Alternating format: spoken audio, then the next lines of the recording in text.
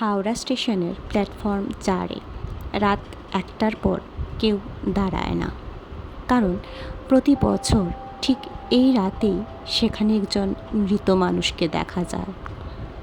2021 সালের ডিসেম্বর, রুদ্র মালদা যাওয়ার জন্য শেষ ট্রেন ধরতে হাওড়া স্টেশনে আসে। সেদিন প্রচণ্ড বৃষ্টি হচ্ছিল। স্টেশনের বেশিরভাগ দোকান বন্ধ। ঘড়িতে তখন রাত 12:48। রুদ্র নোটিস করল পুরো স্টেশনের লোক থাকলেও প্ল্যাটফর্ম 4 পুরো ফাঁকা।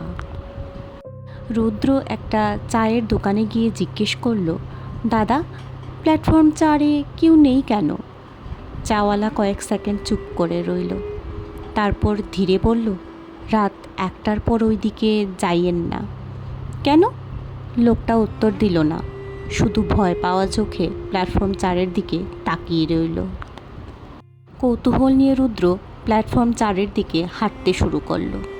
বৃষ্টির জল প্ল্যাটফর্মে জমেছিল। দূরে একটা পুরনো বেঞ্চে একজন লোক বসেছিল। সাদা শার্ট, কালো বেগ, মাথা নিচু। রুদ্র ভেবেছিল হয়তো কোনো প্যাসেঞ্জার। রুদ্র কাছে গিয়ে বলল, দাদা, মালদার ট্রেন কখন আসবে? লোকটা ধীরে ধীরে মাথা তুলল, আর তখনই রুদ্রের গলা শুকিয়ে গেল। লোকটার মুখে রক্ত, চোখ দুটো অস্বাভাবিক ফ্যাকাশে, আর ঠোঁটে একটা অদ্ভুত হাসি। ধীরে বলল, ট্রেনটা আজও লেট, যেমন সেদিন হয়েছিল। ঠিক তখনই এক বৃদ্ধ দৌড়ে এসে রুদ্রকে টেনে সরিয়ে নেয়। বৃদ্ধ কাপা গলায় বলল, ওর সাথে কথা বলিস না, ও মানুষ না।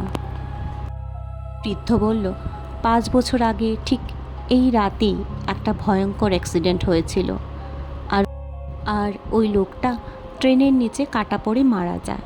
রুদ্র ভয় পেয়ে পিছনে তাকালো, কিন্তু ব্রেঞ্চটা এখন পুরো ফাঁকা। কিন্তু আসল ভয়ঙ্কর ঘটনাটা তখনও শুরু হয়নি।